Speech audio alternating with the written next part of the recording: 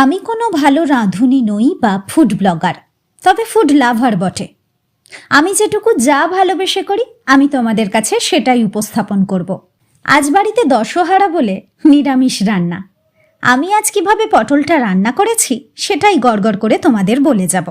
পটলে নুন হলুদ মাখিয়ে ভেজে নিয়েছি, আর যে পেস্টটা দিলাম ওতে আছে সাদা তিল, কয়েকটা কাঁচা লঙ্কা, একটা টমেটো, আর কয়েকটা আমন্ড বাদাম, আর একটু সামান্য টক দই। ব্যাস। জিরে, শুকনো লঙ্কা, তেজপাতা ফোড়ন দিয়ে আদা বাটা দিয়ে সব কিছু ভালো করে কষিয়ে নেব। মিষ্টির স্বাদ আনতে আমি স্টিভিয়া ব্যবহার করেছি। তারপর 3 হাতা দুধ দিয়ে ভালো করে ফুটিয়ে পটলগুলো দিয়ে নামানোর আগে কাসৌরি মেথি ছড়িয়ে নামিয়ে নিয়েছি। সঙ্গে ছিল আলুর দম, যার রেসিপি দেওয়ার কোনো প্রয়োজন নেই, যেমন করে সবাই বানায় ঠিক সেভাবেই বানিয়েছি, নতুন কিচ্ছু নয়। ময়দাকে অ্যাভয়েড করি, তাই আমি বানিয়েছি আটার লুচি। তো দুপুরটা আমাদের জমে ক্ষীর।